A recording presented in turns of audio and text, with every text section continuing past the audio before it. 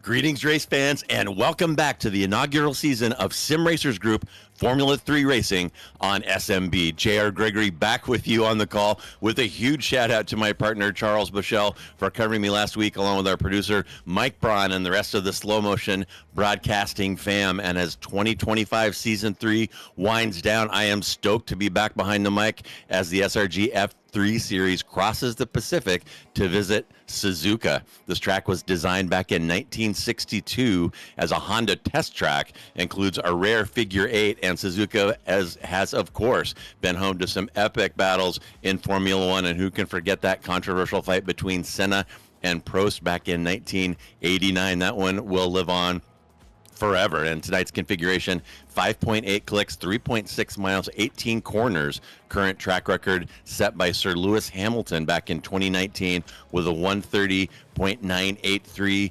And I'll tell you what, Charles, these cars are going to be showing both their strengths and weaknesses out here. You're hitting 130R absolutely flat, and these bad boys and these high-speed sweepers really use the ground effects and the mechanical grip of these F3 cars. The minuses, of course, getting slowed down and accelerating back out of the Kobayashi hairpin and the Casio triangle too. Problematic to get these puppies warmed up, slowed up. But Charles, this is the last of 9 past or present F1 circuits on this season's schedules, which has been an absolute banger. So what are your keys to tonight's race at Suzuka? Yeah, JR, welcome back. Tonight's keys, very technical track, lots of dangerous curbs. For whatever reason, you can't really take a lot of the curbs here, and I'm looking at you, Degner, too. That exit curb is absolutely deadly if you get it wrong. Nowhere to make your moves. Obviously, very, very fast track in some sections as you're working your way on the back half, coming out of Spoon, going down into 130R. You're going to get a huge draft from the car in front, but it's not always the easiest task to make a pass going down into the Casio triangle. So you got to know where and when to make that move to make a pass.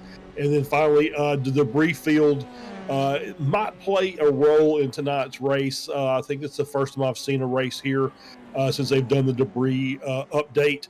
So it's going to bring a lot of that gravel out on the track. It's going to make some of these corners that much worse. Those are my keys for tonight. Yeah, we should be in for a great race here tonight, and this really is a fantastic track to test these cars and these drivers. And a couple things, additional things that stand out to me. I love that turn 1 and 2 complex in these cars. It really kind of lets you feel the aero. You're deep into 6th gear. We're watching right now. Looks like Corwin going through that section right now. And you're deep into 6th gear, easing onto the brakes. And as you slow down, the aero slowly bleeds off as you're trail braking through that long, difficult combination. And it's super fun when you get it right. Super not fun when you blow it. And we're going to see some contested entries right there, Charles. So it'll be interesting to see what kind of moves can be made. Of course, it's easy as a defender to cover the inside there, but leaving the outside open can lead to a vulnerability. An outside move is doable there. So we'll have to see how these drivers weigh their options coming off of that pit straight into turn 1. Yeah, it really is. That is exactly right. You can make an outside move there through 1 and 2. Provided you get your line right, you can carry the speed really well on the outside and try to make that move. And once again, though, it's another one of those opportunities where you might not want to try it at some sections of the race because it is going to slow you down as you're working side by side. If you've got cars behind, you're going to invite them to jump in the middle of your fray and make things that much more difficult. As you see Mikovits there just really struggling through the S's, trying to keep the rear end. And I think we're going to see a lot of high rear end Deg tonight as well as we see that spin there. He just kept heating those rear tires up to the point that they said, nope, we're done.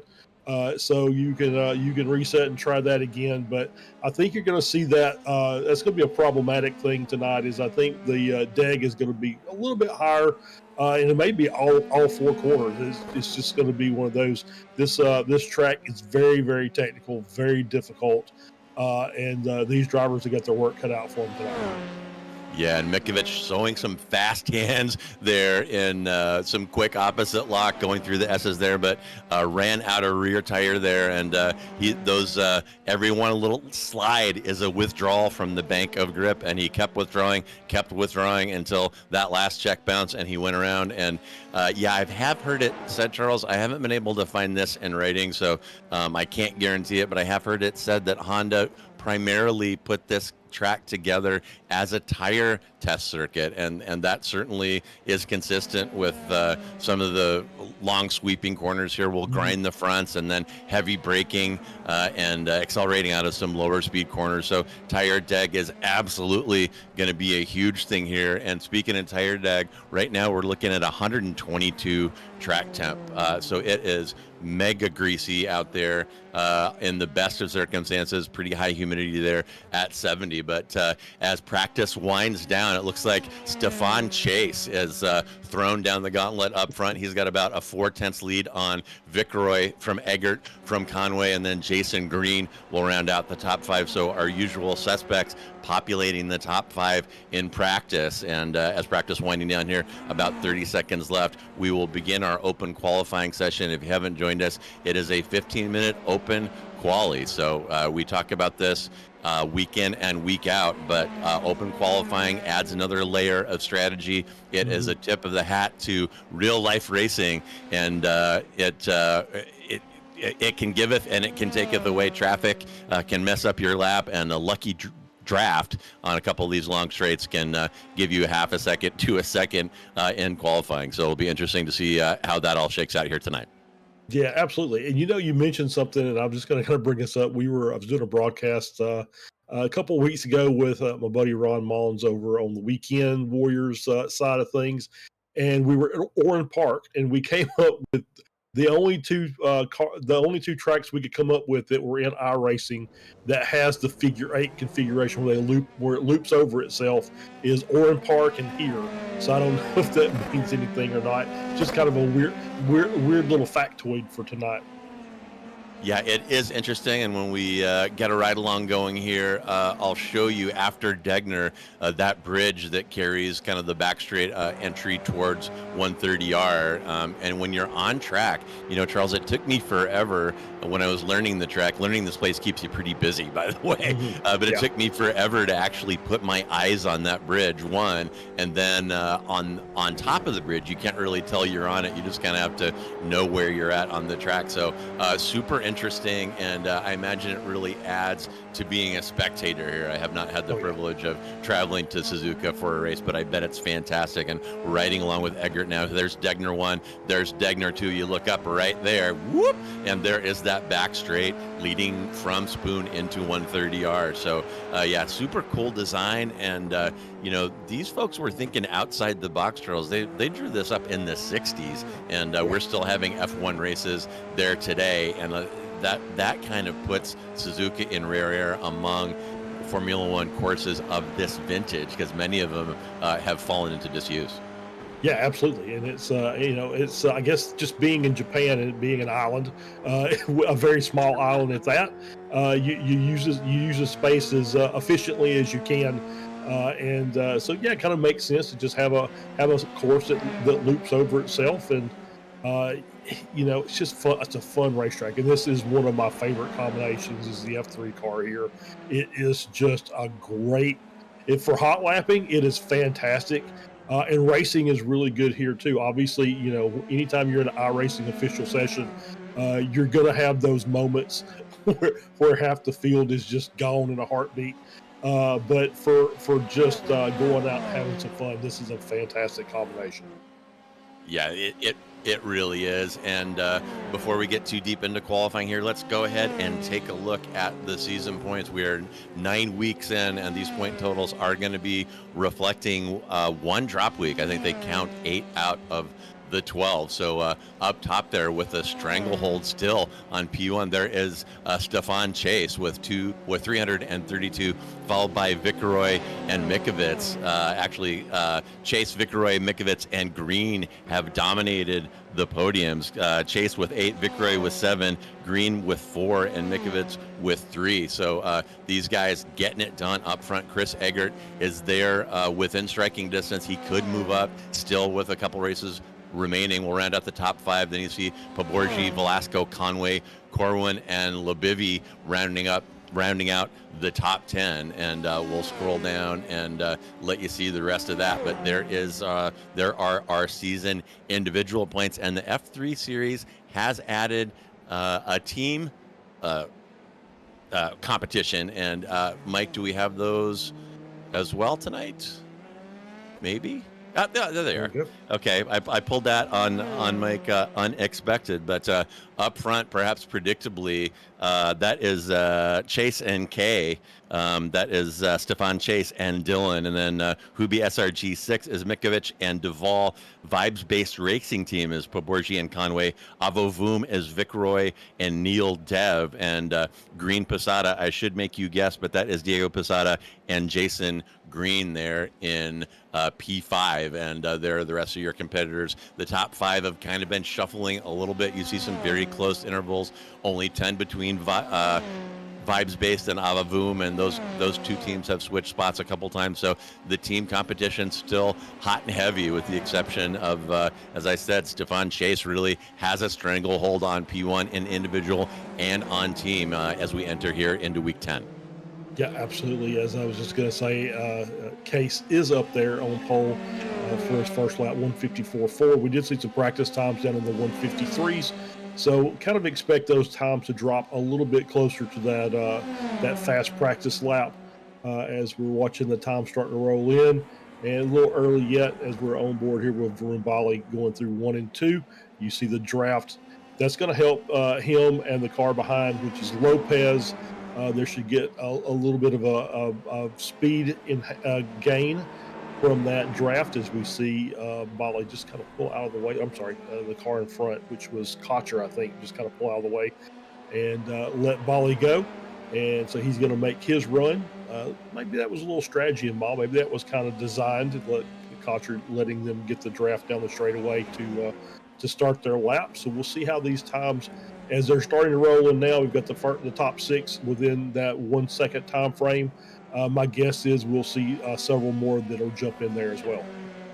Yeah, I do want to keep an eye on Bali and who was that Lopez. That they may be draft buddies out here, and that's something that I've kind of been waiting to see in this F3 competition. You hook up with somebody that has close pace to you during qualifying, and you can both benefit from it. Take turns being the lead car going into turn 1 and towing each other down that front straight. Haven't really seen it yet, kind of been waiting for it, and these two may have stumbled on a key to improving their qualifying time here at Suzuka, so we'll keep an eye on that for you. And yeah, as Charles said, we're expecting a little bit quicker. I think we saw some 152s in practice. So with 9 minutes remaining, fuel is going to burn off. We may see a few competitors duck in for tires. And yeah, there you see Stefan Chase has improved his lot in life. He's broken the 154 barrier. That will put him about 9/10 in front of Eggert in P2, and Jason Green kind of lingering around there, about a second back of Chase. So a little bigger spread than we sometimes see here. Suzuka, Charles, is one of those courses that doesn't look that hard on paper, but it takes a lot of practice to shave off those tenths to move up in a group of competitors like this. It really does, and that lap, Bali actually gained a half second on his previous lap time. So, mission accomplished there, getting that draft down the front straight, and you see Green working his way around the 22 car of Athul Ganesh as he's out there on another hot lap. So yeah, it is once again very technical circuit, and it takes a bit of bravery and a bit of skill to get a really good lap time around here. I don't know that I can get a really good lap time around here, so maybe that's part of my problem. But you've got to have the faith in the car when you're going into turn 1. Especially when you're going through 130R, that you just go flat and you get your line right. And it's, I think that for me, spoon curve has always been my nemesis here. It's just so difficult to kind of break and go through that double apex left-hander to get around to that back straight. It's a very, very difficult challenge. But once you get a good lap here, it feels really, really good. To set a good lap time and know that you've kind of got the track under control, or at least know it well enough that you know where to go and where not to go. Yeah, that spoon definitely takes a lot of practice to get that one right. It is diabolical in design. The little rise going into it, the second part of it is off camber, and it may be the most important corner on the circuit to get that good run down the back straight into 130R.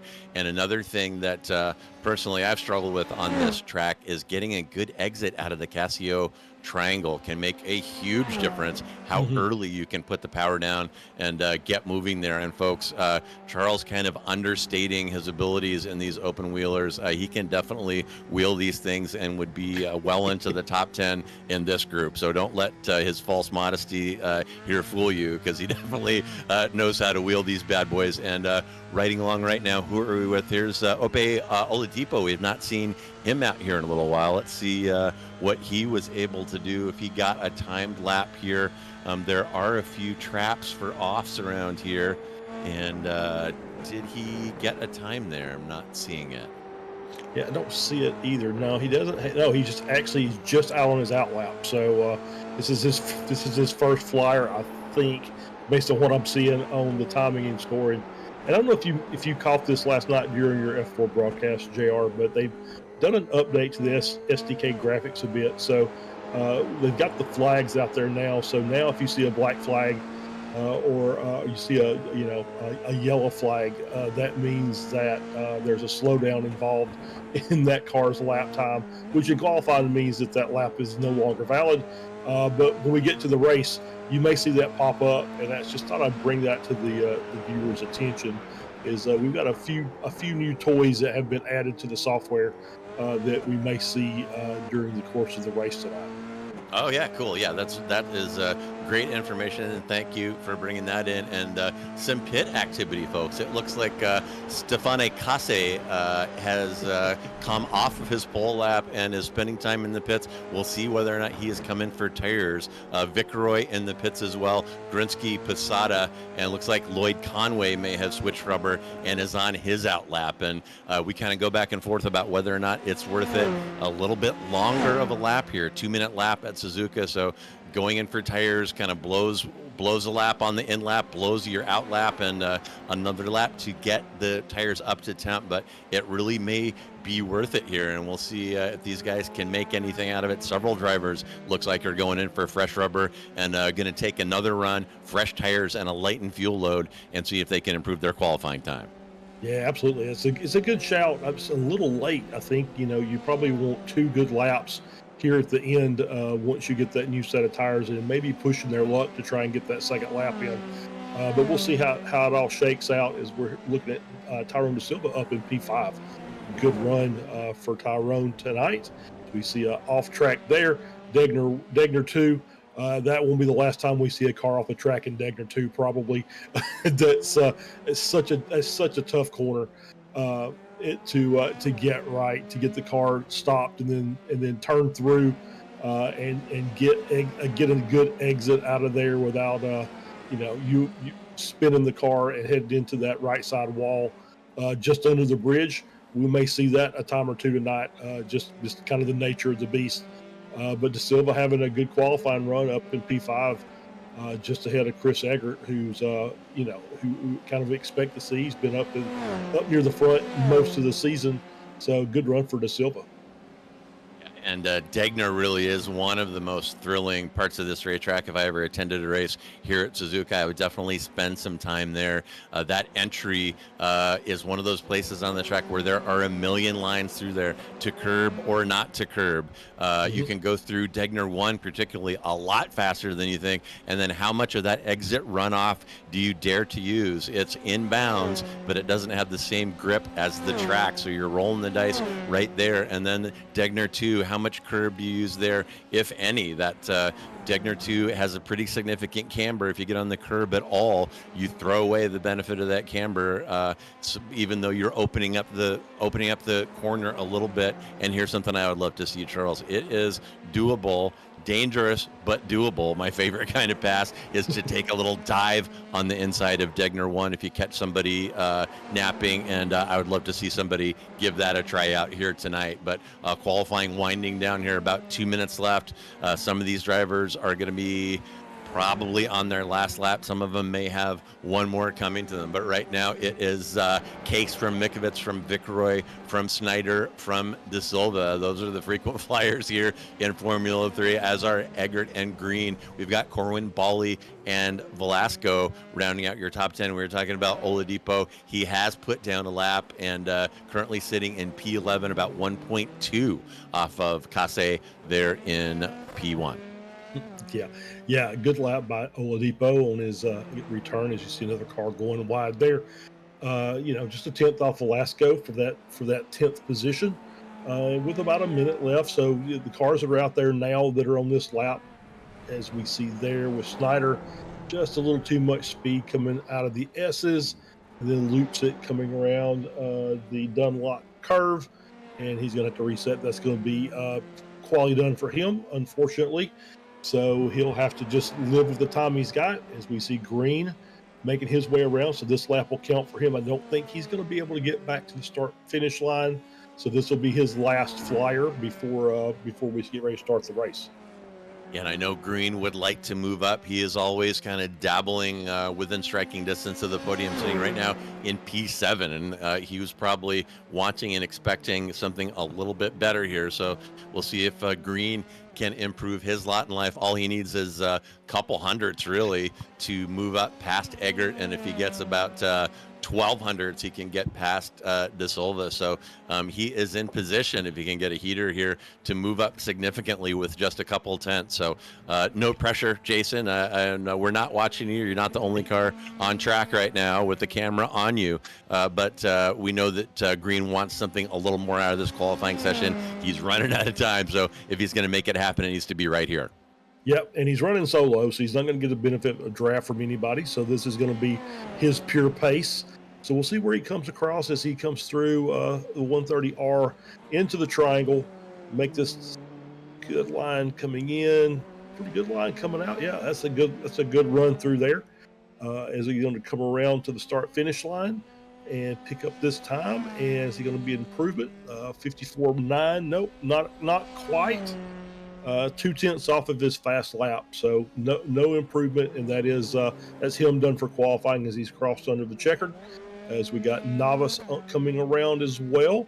Let's see if Jose can make up any positions from that P17.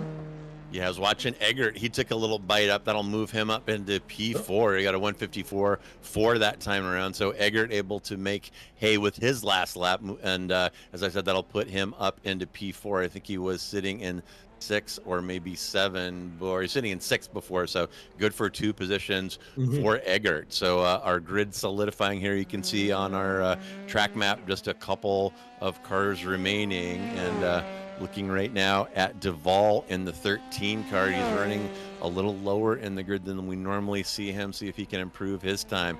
Does manage to jump up a couple. Looks like he gained about 3 spots with a 155.6. And Oladipo as well. Probably, whoa! And Oladipo gets camera shy. That big slide is going to negate any gains he might have made on that lap. And look, he had a couple of green sectors going, had a hot one going there, and kind of blew it right in the end in the triangle, which is so dastardly. Been there, done that myself, Ope, and my goodness, it giveth, it taketh away that time. It tooketh a big chunk of time, and that will land Oladipo solidly in P11. And who are we with now? Looks like Neil Day out there, maybe finishing his last lap, trying to break into the 150s here. See if he can get that done. And that is you. Did he make a jump there? Oh no, he didn't. Okay, he did not. He did not. So, and I'll correct myself. He did have a 158.7 previously, so it did break that 2-minute barrier. So looks like we are pretty solid here in terms of our grid. We'll have that starting grid up for you shortly and get this 25-minute sprint race underway. And I'll tell you what, Charles, as we prepare to take the green here at Suzuka, this may be a race where we see a tortoise and we see a hare. Tire deg is going to be a thing. I am not kidding. So as we watch the opening laps, we'll try to figure out who's flogging it a little bit too hard and who may be laying in wait to take advantage of their healthy tires at the end of this one. But there is your starting grid. It is Stefan Kasse in pole. We'll line up next to Kalen Mikovic in P2. Then it's Vicroy next to Christopher Eggert. Justin Snyder will line up next to Tyrone De Silva. Then Jason Green next to Barum Bali in row 4. In row 5, Josh Corwin will line up next to Velasco. Then Ope Oladipo in 12 next to Lloyd, or in 11 rather, next to Lloyd Conway. Then it's Lopez next to Cotcher in row 7. Lebivi will line up next to Igor Grunsky in 15 and 16. Then Ganesh next to Jose Navas. Adam Duvall will line up next to Christopher Wang. Rafael Cardenas will line up next to Dylan in row 11. Brashear next to Posada. And if we scroll one more time, we'll see Trantham next to Day. And Danush Poborji did not set a time, I don't think. And he may have just shown up for... go ahead. I was going to say, I don't even know that... I don't see him on the grid. And I don't know that I saw him out on the track at all during qualifying. So he may not still be in the session. I don't know. We'll have to wait and see. But We'll see if he pit starts or not, but obviously Poborgi has had some really good runs, so it'd be odd for him to not make it to the race tonight.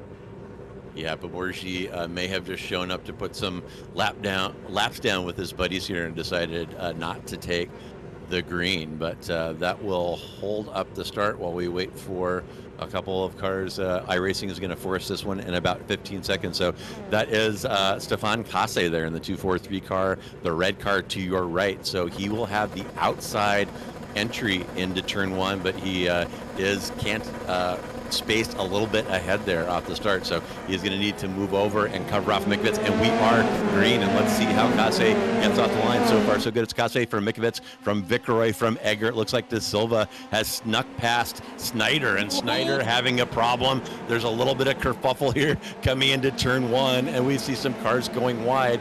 Very often the case here at Suzuka on cold tires, folks. You got to let them warm up. It takes at least 2 laps to get them in full swing, but hard to tell that to people when the red mist is going. The adrenaline builds up while you wait for the lights, and the front runners, though, have gotten off pretty well. It is Kasse from Mikovits, from Vickeroy, from Eggert, from De Silva is your top 5. De Silva, the only mover there, moved up 1. Behind him, Bali has moved up 2 at the expense of Snyder and Green. Snyder dropping 2 positions and Green dropping 1 off the start. Nope. And some more action there. My timing Bali tower is lighting up right now as somebody goes wide. We might have had a big wreck there as Bali going off and making contact, and we'll show you a replay of that shortly. But some mayhem here, the first lap of lap 1. Yeah, I saw making strange noises as they get the start. Jason Green takes it really wide, coming through 1, gets off in the grass, has to kind of give up a little bit of space in order to get that car reset. And then we just saw Bali, I think, just straight lined Degner 1 and put it in the wall. He's got the meatball. I think he is still rolling, so he is going to try and limp it back to the pits and get his car repaired. Yeah, we'll see if we can. Here is your replay now. See if we can figure out what happened here.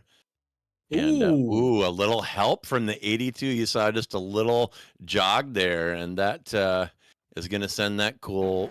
I'm not even sure who we were looking at there. That cool peppermint livery car there going off. Didn't see any contact there though, so something happened that involved shedding body parts. I've got Bali down 14, Velasco down 13, Lebivi 9, and Oladipo down 14. So there was some kind of carnage there in about the 10 to 15 slot of this grid, and a couple people have paid heavily. Yeah, that was Oladipo in the candy stripe car that had the assistance off the track, and you see just Bali just missing the braking zone there, going into Degner 2, and just basically drives it straight into the wall. Is going to rejoin safely and get back to the back of the field. As we see Green there just sideways. As we see another car there following around, that is could not see who that was. Is that the 777 car? Velasco. That's Velasco. So yeah. Velasco, obviously same line as Green, and you see the debris getting pulled back across the track, which will make the next couple of laps through as we see the 69 car go around, and that is Lebivi with contact there going through 130R. As that's a dangerous place to be side by side because it's flat and it's very difficult, especially in the first couple of laps.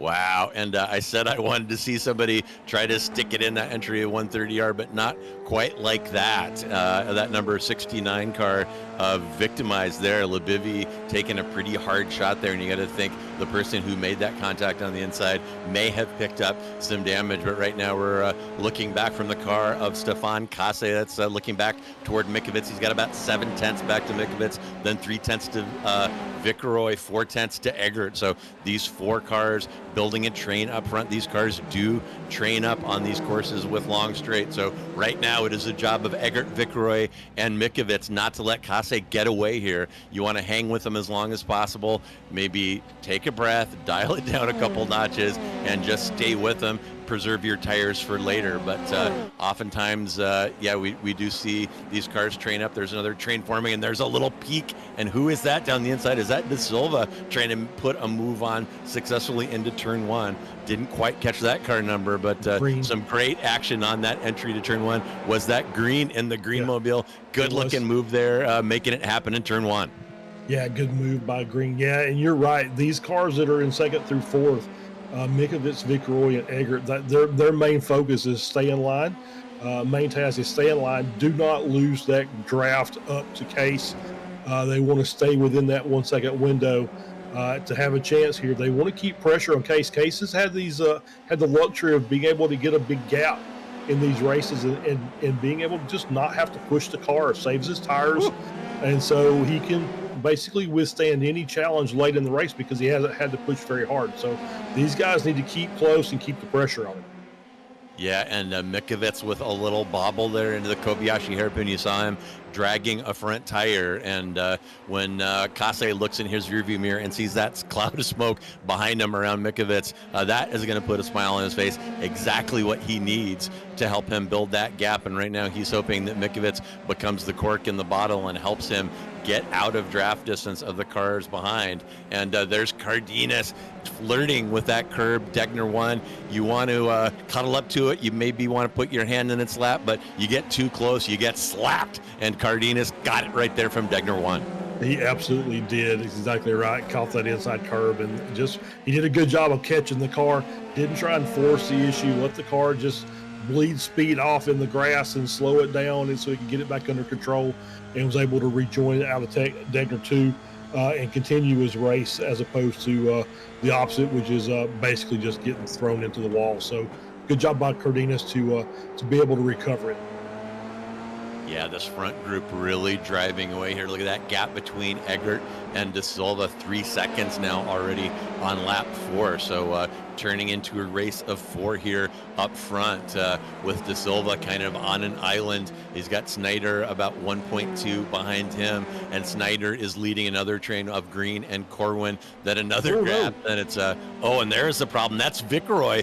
Viceroy falls out of that top group, and now it is a 3-car race up front. Case from Mikovits, and that problem suffered by Viceroy slowed down Eggert as well, and so now Case really only has Mikovits with him. We'll go back and take a look and see what happens with Viceroy, and so common right there, coming out of the S's. You want to set up as far right as possible so that you can have pedal to the metal going around this left-hander headed toward Degner, and Viceroy going a little wide right there, and one blade of grass right there, folks, is enough to send these cars spinning, and you saw that bite Viceroy falling all the way down to P9, and he is steaming right now, and we've had him in the booth a few times. He is a cheerful guy, but I know he cannot be happy about that, sitting in P9 now after qualifying in P3. Ouch.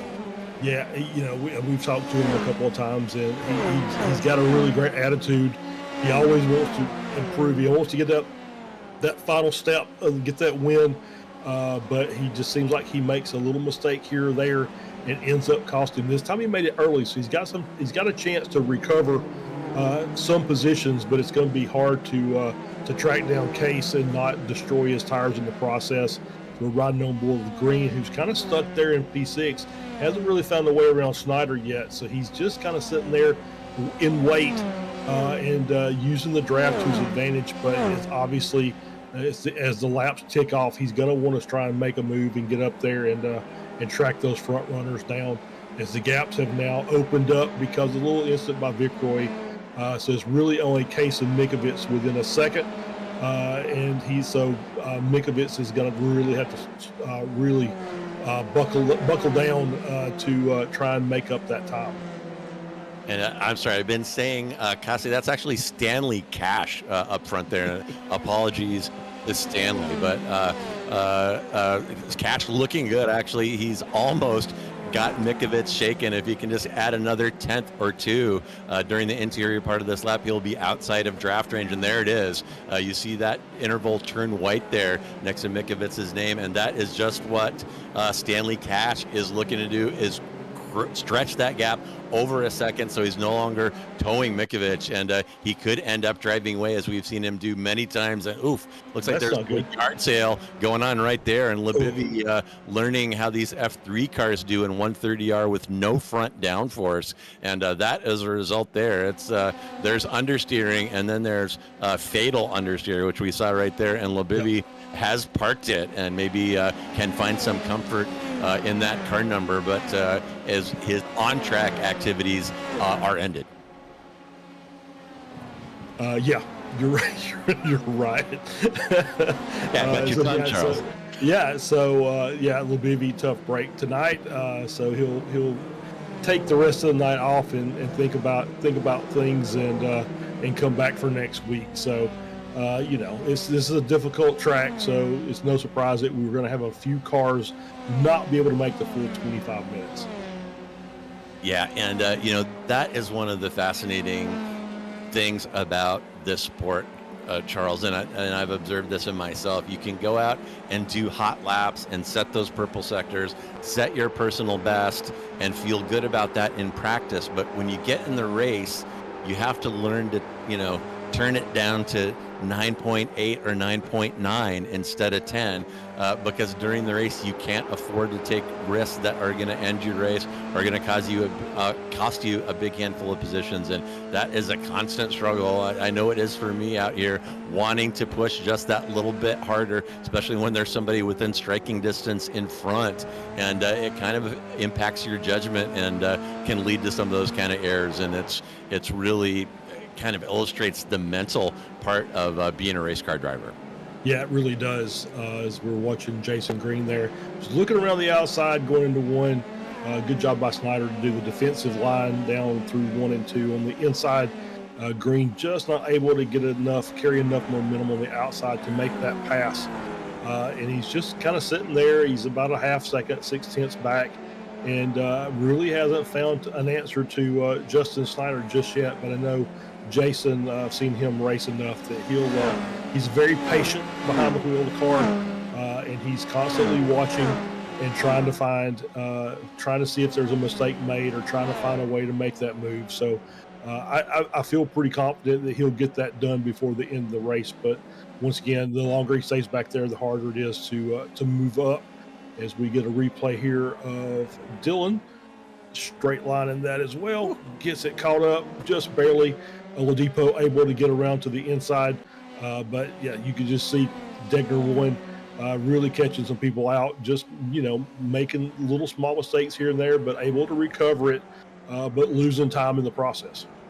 Tell you, man, if you're ever looking for me at Suzuka, I will be in a lawn chair at Degner from the time the track opens until they kick me out. That is so fascinating and exciting to watch the different approaches that drivers take right there. And my goodness, look at those intervals, Charles. This one I was kind of expecting to be a little tighter, but look at all those white intervals. This one kind of turning into a track day right now. Looks like Stanley Cash has stretched Mikovic to about 1.2, then Eggert 1.4 behind him, De Silva almost 4 seconds behind him. And my goodness, let's just look at our P8 car. Vicaroy is 11 seconds off of pole, or off of P1. Ooh. Whoa, and there goes Green. And Green is going to shuffle up the order again. Or was that Green? Novice. Oh, that was Novice. Okay, sorry, yep. I was highlighted over on the left. Thought that was Green, but a big slide there. As I was saying, the cars are really kind of fanning out. P10 is 12 seconds behind. P20 is 30 seconds behind. So these are long laps, but usually these F3 competitors are a little closer. But in fairness, Suzuka, very challenging, and the track is roasty hot. We usually don't see it this hot. And here's Conway speaking of hot. He's going to take a little peek inside of 130R here, and looks like he backed out of that one. Yeah, actually. I think he bailed out of that one. He just said, "No, I don't know if I want to do this or not." It was, and that's pretty smart. If you're not confident, just better to just back out, live to fight another day. So that was probably pretty smart on Conway's part, and he'll stay behind Lopez and look for a different way around as Lopez takes that defensive line going out. He's just weaving to try and break the draft. Don't think that's going to work. But Conway content for the time being to sit behind, still running in P10. Yeah, Lopez winning that game in Chicken. They were fully side by side there, but Conway thought better of it, and that was interesting, and that was that had to have been costly in terms of tire wear for Conway to go that deep. And then to not get anything out of it. He may be kicking himself over that one later, but here I was just saying that people needed to learn to be a little more careful, and Conway was certainly approaching that with a little care. But here is a look at Ganesh following, coming up on Duval, one of the few tight intervals we have left on track right now, about a half second as they go under the bridge after Degner, head down toward that Kobayashi hairpin. Here's a little bit of action. Who are we looking at here? There is a little peak on the inside. And protect. Yeah, a little Lang on the outside making the move around Dylan, who I think had a slowdown a little bit earlier, so that might have been the reason that he was able to catch up and make that pass going down into the hairpin on the outside as we're working our way down through Spoon Curve, and we're still on board with Wang. Was that Oladipo making the move? That might have been Oladipo making the move around. So either way, nice little 3-4 car train here as these cars, and I've noticed that I'm just kind of looking and nobody's really, as we see the time starting to blue, Corwin's got to slow down. Green lost a lot of time to him just before that, so I'm guessing that Green had to check up for something, and has actually made the move around to take over P5 as a battle through Casio Triangle there. Oladipo on the inside working his way around, and that's Velasco, I believe he's battling with, and then Wayne gets a good run, so 3 wide down the front straight.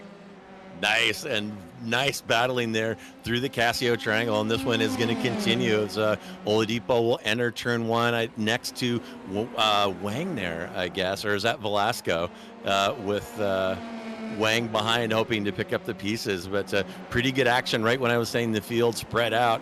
They got sucked back together and we're getting some little battles developing. 16 minutes in, 10 remaining. And Charles, I think we are in the danger zone or approaching it sometime within about the next 5 minutes. We're going to start seeing evidence of tires going off here. And as I said, the track very, very hot, and Suzuka hard on tires on a cool day. And you see Molina there catching a little slide out of Casio Triangle. We saw that was the action that we saw on the timing tower. Couldn't figure out what was going on. Grunsky spinning apparently in sympathy right there in the angry bird car. Maybe a little angrier now that his beak is full of gravel, but things getting a little iffy here as these tires starting to fade. Yeah, you're right. I think it is, as we're looking at a replay here of Vicroy working his way around Snyder, who just lost that position to Green and Corwin. So Snyder's falling back, and the cars are taking advantage of it. So I saw another car go wide. Did not see who that was, but see Vicroy has now moved up to P7, and he's got about a 1 second gap up to Corwin. So Vicroy is trying to make some moves. But just before we had this issue with Snyder losing all that time, Vicroy just wasn't really gaining on that group. It took a mistake in front to bring that group back to him. So not sure, maybe that spin he had earlier has done some damage to the tires, and it's just making it hard for that car to stay on pace. Back with Conway still following Lopez, and that gap has not changed much since we saw Conway poke his nose on the inside of 130R. And Charles, I'm finding our timing SDK timing tower over here a little mesmerizing. It's opening and closing like an accordion. 1 minute it's all white, and then these cars kind of close up on each other. So kind of pretty interesting stuff happening out here. But meanwhile, up front, again, Stanley Cash leading it by 2 seconds now over Mikovits, followed by Eggert, De Silva, and Jason Green rounding out the top 5. And look at that spread. Those 5 cars 10 seconds apart. And it is a track day here at Suzuka. There are still some fights going on, but the front runners are just ticking off laps with really nothing to do but be consistent, keep it clean, and take care of those tires for the next 6.5 minutes or so.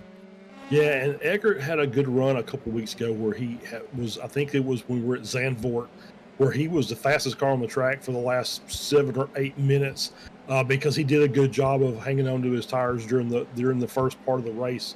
So I don't think Mikovits is out of the woods just yet with that P2.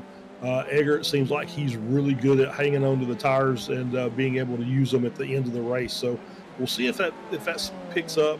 If Eggert's able to continue to close that gap, looks like he's dropped a couple of tenths again as they come through across the line.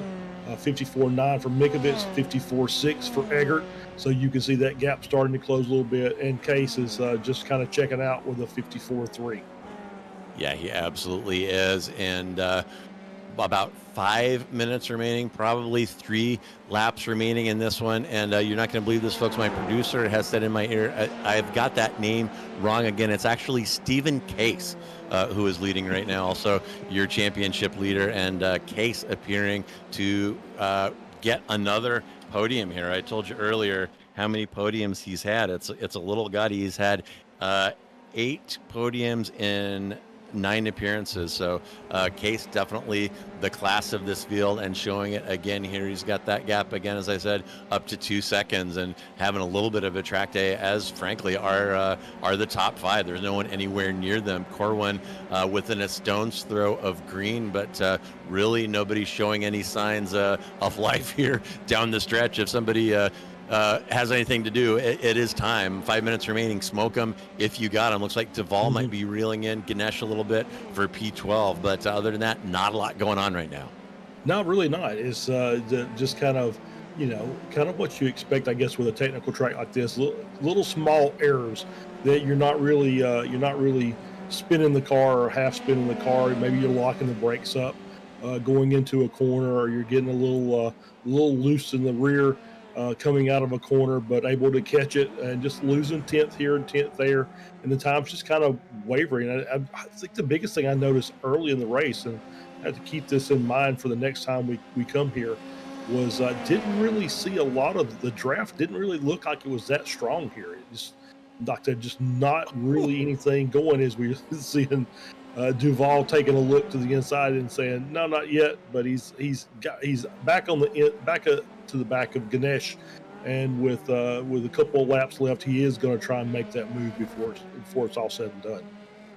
And Duvall showing the depths to which these tires have sunk. Just that little peak that he put on going into 130R, he got insanely loose, just changing lanes basically there. So these tires screaming for mercy right now. He's going to take a little peek on the outside, but you need grip to make that move happen. It is doable, but at this point of the race with these kind of track temps, probably unlikely.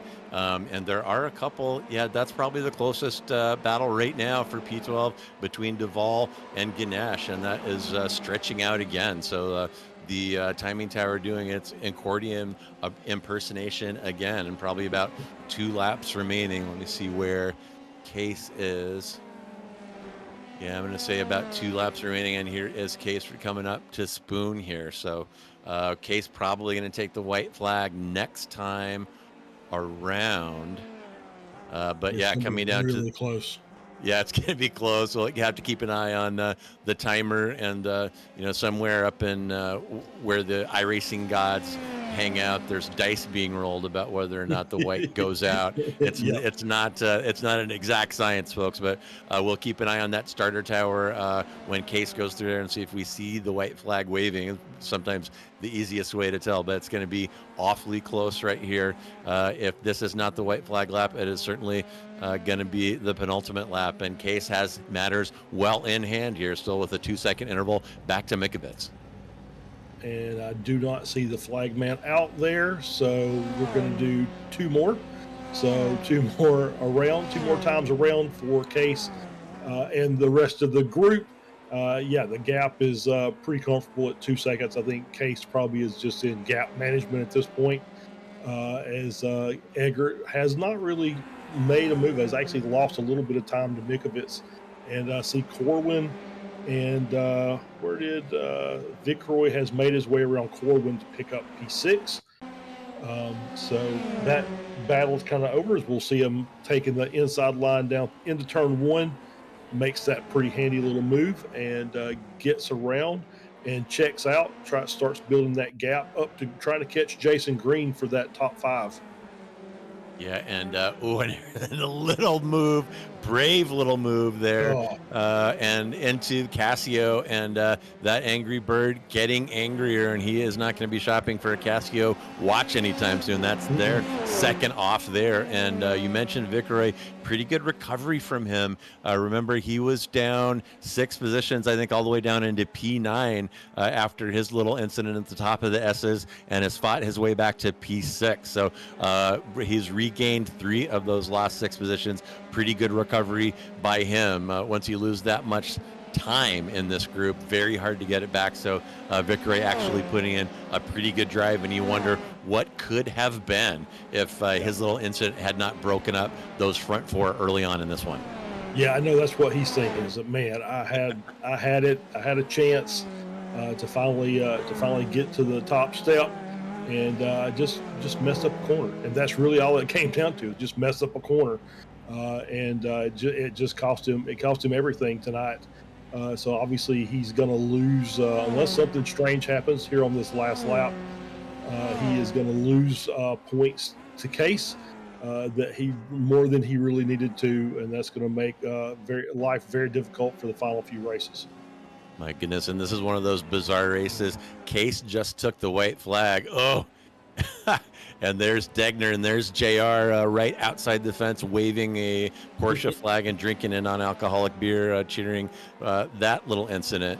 But this is one of those bizarre things, Charles. Case took the white with only 5 seconds remaining in the session. And I'm here to tell you, if this was JR in a GT3 race, I'd be running out of gas right about now. Just one of those hella unlucky, barely kind of situations where one more lap is required. Fuel not an issue for these guys, but clearly I've got some PTSD from those situations. But that was an awful close one. And here goes the podium kind of leisurely making their way around the Kobayashi hairpin. And wait a minute, Eggert now all of a sudden has closed up.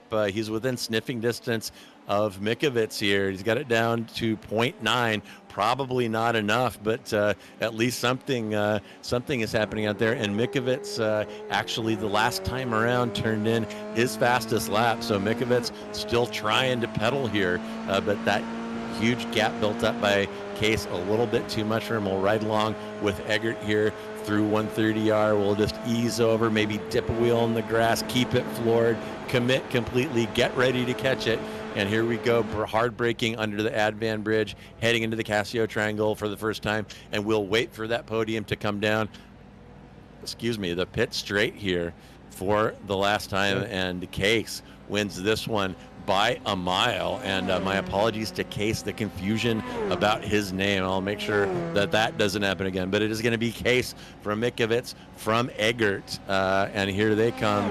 And followed by De Silva, Green, Vickery, and here comes Corwin as they kind of, it looks a little leisurely, frankly, right now, folks, because not a lot of fighting in this one. The field spread out pretty early, and really not the kind of thing you normally see at Suzuka. Ooh, and there's a tight interval between Conway and Lopez, but Conway can never manage to push his way through, but still is good for a top 10 as we watch the rest of the field come through, and we'll have those final results for you in a second. And yeah, Charles, not to whip poor Mr. Ed the Talking Horse here too badly, but I really was expecting a little more out of Suzuka. I mean, normally there's some pretty good racing out here, but it just didn't unfold that way tonight. It didn't, and I think it might have been just a case, and we've seen this before, or at least I have anyway. I won't put words in your mouth, but sometimes you get these really technical tracks, and you'll have some drivers that make mistakes, as we saw with Vicroy, and it just spreads the field out a little quicker than you would normally see. And like I said, I didn't really see. I think I was watching Eggert, and he only gained a 10th on the backstretch on Mikovits. He gained the rest of his time coming through the triangle and then out down the start-finish straight. But the draft really didn't play that much of a factor in tonight's race, and it's just it's a little odd. Normally, what I expect the draft to give you 2 or 3 tenths down the back straight and the same on the front straight, but not so much tonight. It was just one of those things that once you get a good lap in, if you have somebody behind or in front that makes a mistake, it just kind of naturally gaps the field as cars have to check up, and it just no real way to recover it tonight. Yeah, and you're right about the draft. Normally, the draft on a track like this will kind of erase mistakes. You know, you lose a couple tenths in the infield, and then you get sucked right back up to the car in front of you due to the draft, and just didn't see it here. And there's your podium lining up. This has become a little unspoken tradition here, Sim Racers Group. A beautiful podium shot here at the start-finish line on the pit straight at Suzuka. So congratulations to the podium winners. We'll take a look outside and see who is waiting to come in and speak to us. But yeah, good stuff out here. And really what it seemed to come down to, Charles, is, as you said, avoiding mistakes, keeping it clean, and just kind of keeping your head down and eyes forward. Yep, I think that was the key to it for tonight. Once again, it's still a good race, but a good, obviously, good result for Case as he extends his championship lead. Yeah, and there are those results. So it is going to be Case with the win by 2.2 seconds. And just look at those gaps on the right side. It is really something that we're not accustomed to seeing in this group. But again, a technical track, and at least 10 of these competitors really only get their sim time at the SRG facility in San Jose, so they don't get to go down in their basement and practice all week to get ready for this. And that is kind of required in a technical track like Suzuka. But in any event, it is Case from Mikovits from Eggert. That is your podium. Tyrone De Silva will come in P4, Jason Green in P5, Vicroy with a pretty good recovery from that early mistake will finish in P6, then Josh Corwin in 7, Snyder in P8, Adrian Lopez in P9, and Lloyd Conway in P10. I was just looking over to see who my hard charger was, so I didn't pass him. That's going to be Jason Cotcher in P11, then Ganesh, Duval Oladipo, Christopher Wang in P15. And speaking of hard charger, that is him right there. Next, it is Jason Trantham in P16, gained 9 positions during that one. So pretty good work by Trantham. Then it's Dylan, Velasco Navas, and Posada rounding out your top 20. 21, it will be Grunsky, then Bali, Cardenas, and Neil Day. And we had Brashear, Lebivy, and did Poporshi take the start, or was this a 14-lap race? Yeah, he did not. Okay, so we did have Lebivy claimed in that 69 car by a big crash that I think kind of got worse when he tried to get back to the pits, and one other car off the lead lap. But let's take a look out here really quickly and see who we've got out here with us. And let's go ahead, Charles, and I will grab Lloyd Conway for you, finished in P10 up 2, and you can ask him about his race tonight. Hey, Lloyd, welcome into the booth. So up 2 positions from the start, P10. Looked like there was a lot of mistakes being made. Obviously, Suzuka, very difficult, very technical track. So how did your race go for you in your mind? Yeah, it was definitely a challenge. Didn't really get much time to practice this week. Firstly, want to say apologies for Lebivy. Both of our tires got tangled up at one point.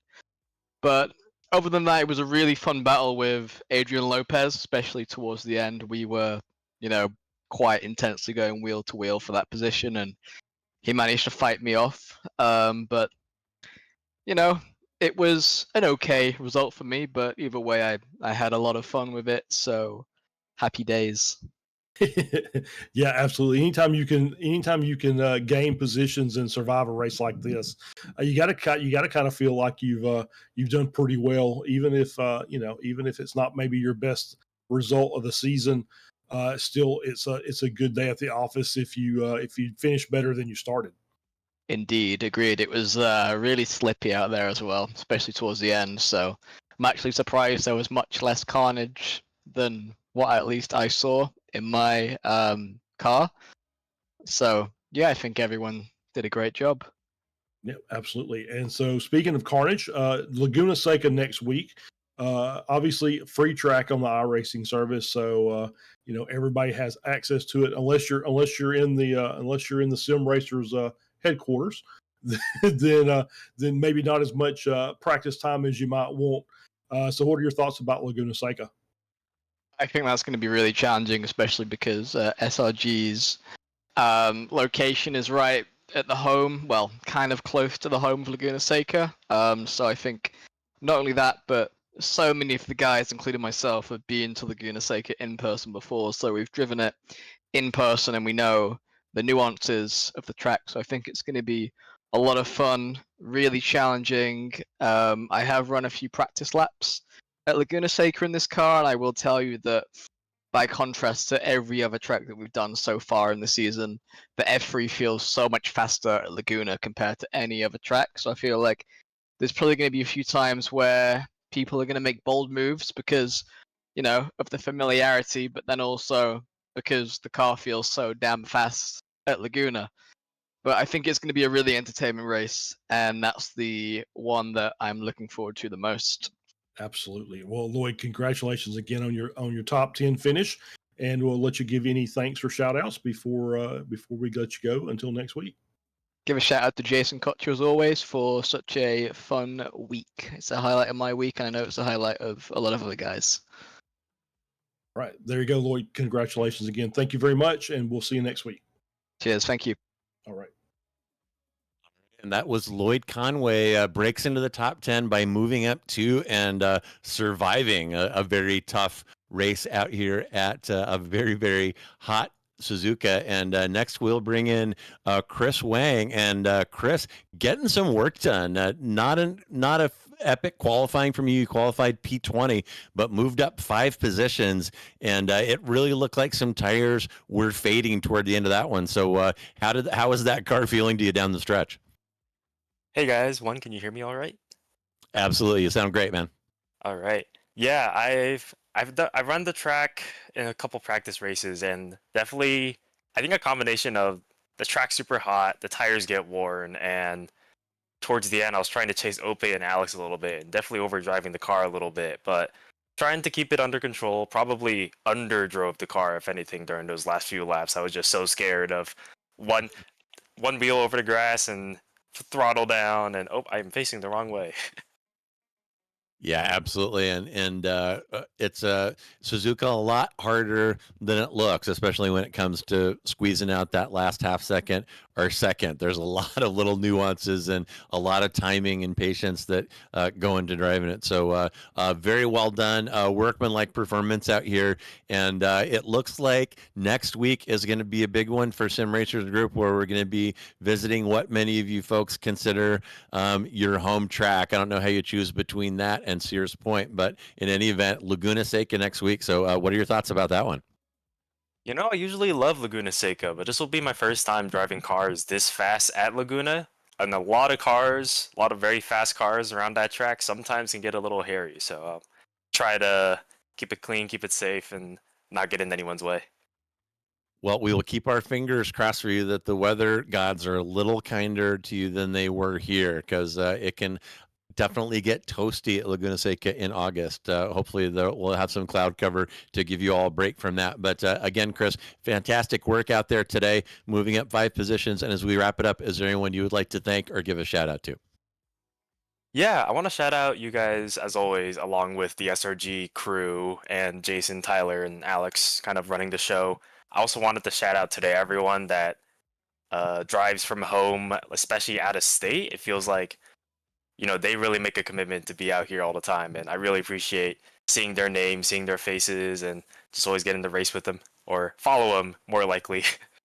All right. Well, Chris, thanks for stopping by and chatting with us. Always gracious, and it's great to hear your insights about the race, and we look forward to seeing you next week. I guess. All right. And Charles, I will go ahead and give you the honor of examining Jason Cotcher, and we can find out how his race went in Japan. Yeah, Jason, welcome in. Up 3 positions, P11 tonight. So let's talk about your race. What were your thoughts about it? Obviously, We talked about the difficulty of running here at Suzuka and being especially hot tonight. Yeah, tough combination. Happy Wednesday, guys. How you doing? Thanks as always for doing the broadcast. Love it every time, and you guys are just getting better and sharper, and we really appreciate it. My goal is always top 10 minimal X. I got a little bit fortunate tonight with kind of bubbles as far as like space around me. For most of it, I had Lloyd and Adrian battling in front of me, and then towards the end, I had Adam and Athul battling behind me, and everybody just kind of left me alone. So I was pretty happy with that. 11 isn't 10th, but it's a decent result, and 0x, which is also bonus points in our league. So my first 0x of the season, which cracks me up in a shocked bad way, sort of for my standards of myself. And if I'd have looked at the calendar before the season had started, I would not have picked a hot Suzuka to have 0x, but getting a little better with the tire management. I ran them off on the Nords GP circuit, and as a little bit of a smack in the mouth there. So now I'm a little bit gun shy on leaning on them. Now I have to find my way back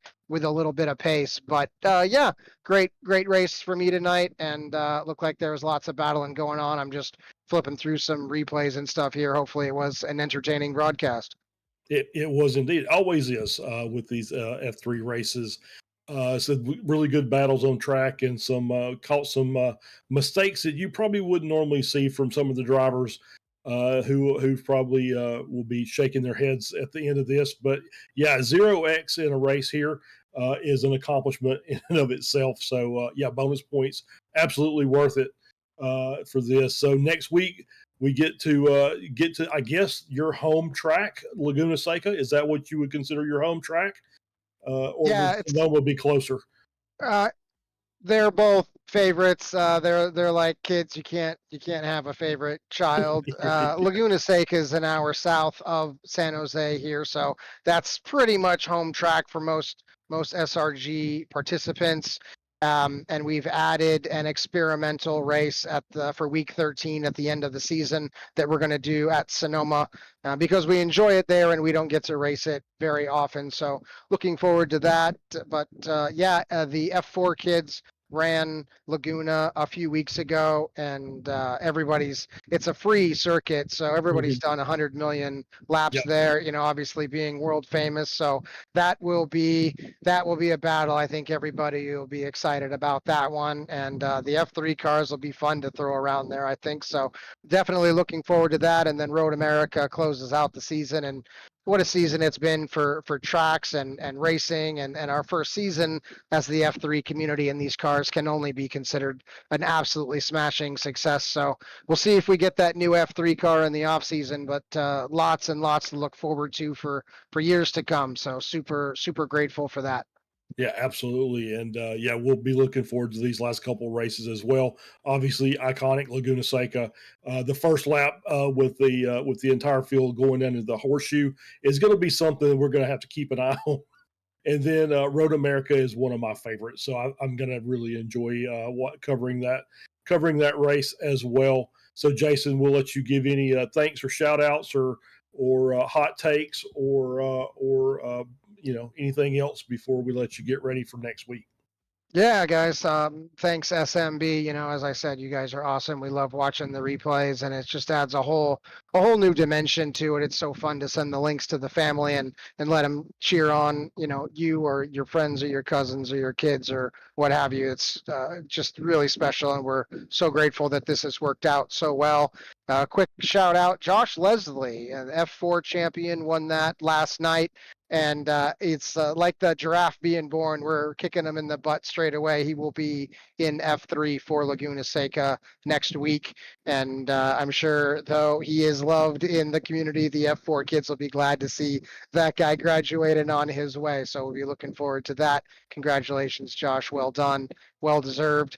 And yeah, shout out Alex Velasco and Tyler Hagan, my backstop, my IT guys, the admins of SRG. They do so much for me. I could do it without them, but it would be with a lot more pain and suffering and stress. So I'm always grateful that that they are around and so friendly and knowledgeable and supportive, and the community as a whole. Of course, I'd be sitting here by myself if they didn't pay to play, and look forward to it and love it, the way we do. That's nice to forget about life for a while. So thanks guys, as always, and we will see you next week. Right, Jason. We'll see you next week. Thank you very much for stopping by. Cheers. All right, and that was Jason Cotcher as we close down our broadcast from tonight. But before we go, let me go ahead and tell you what is coming up here. Actually, first, let me tell you about the XMS ICS IndyCar Series coming up here starting...